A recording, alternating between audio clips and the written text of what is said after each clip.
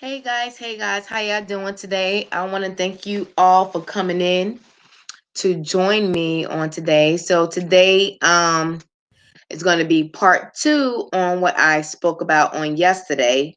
So for those of you who are just joining me, I am Letitia B. Fikes. I am your hair loss practitioner. I am also a licensed cosmetologist in the state of North Carolina. I'm also an award-winning stylist. I'm a salon owner of LaFay's Hair Care Clinic, a licensed cosmetology instructor, and so much more. I'm a mom, a wife, and I do a lot of things. But off of me and on to the topic for today, lupus and hair loss. So on yesterday, I talked about what lupus was. We found out that lupus is a inflammatory disease that attacks, which have your immune system attacks your body. So basically, instead of your immune system fighting for your body, when you have lupus, your immune system attack you. And we also talked about that it affects your different organs like kidneys, skin, blood, brain, um, lungs. It can affect different things.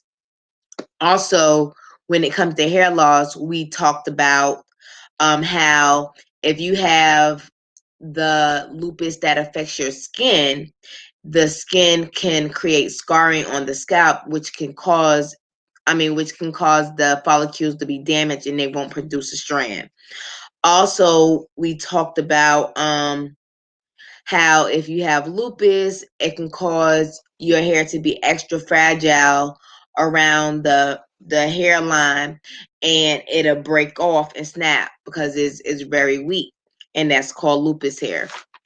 And I also spoke about how lupus and hair loss almost have like similar triggers.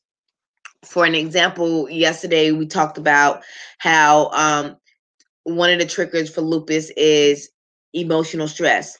The same thing that goes for hair loss. When you have emotional stress, your you can cause your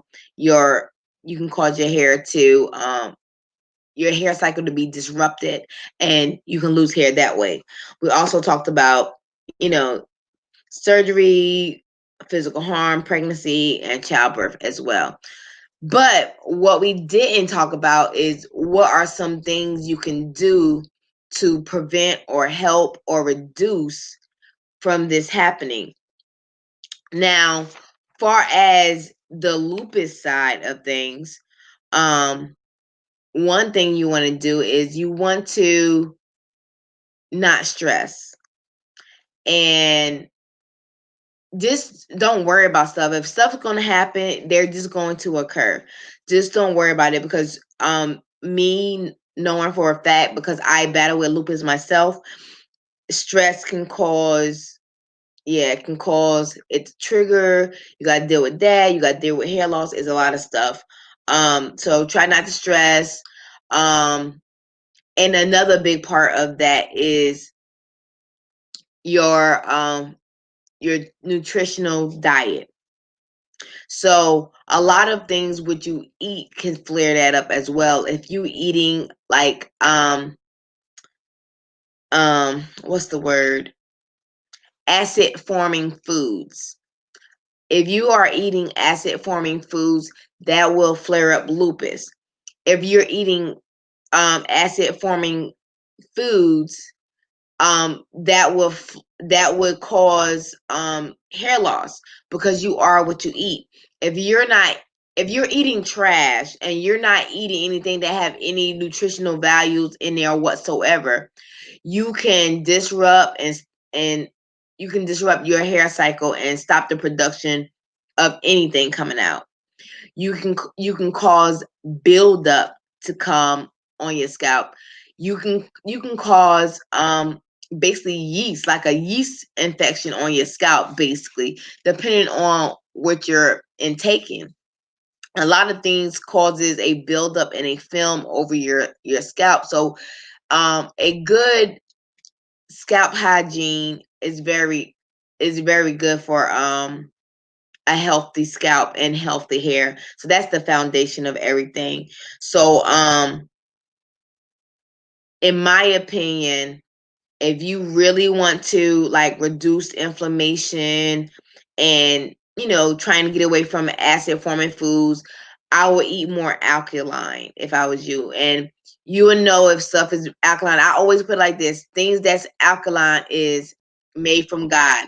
Anything that man made is not alkaline.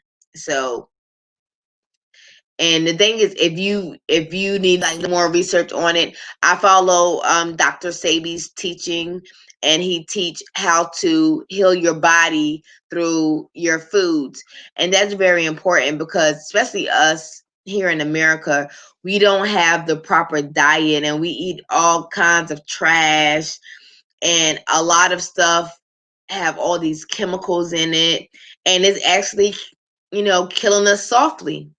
So you want to make sure that you're eating to live. You're not eating for the taste, and you're not eating to feel good. You're eating for your health, because your health is wealth. So yes, and that's what I have to talk about today. But I'm done with that. But I also wanted to add in there about what's going on and what I've been doing on today and all this week. Well, actually all this month. I've actually been investing in me as a person. I've been investing in me as a business. I've been investing in my business, and I don't know if it was the COVID shutdown that gave me that push, or if it was 2020 that gave me that push, but I have been taking more financial risk in my business, and I am seeing some benefits from it, and I'm excited for um all of you entrepreneurs out there in your businesses, and I really hope and pray that all success come to you, because your success is my success, and my success should be your success as well.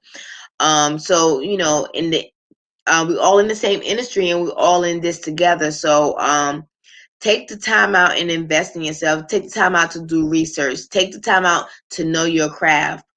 Um, is money out there, especially in the beauty industry. The beauty industry is worth like $54 billion,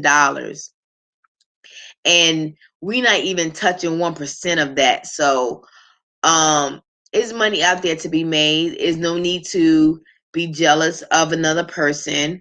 I never was in competition with nobody else. I always believe that you are your only competition. Like, why, what I'm saying? Why copy somebody? And the original is so much better. It's great to be inspired.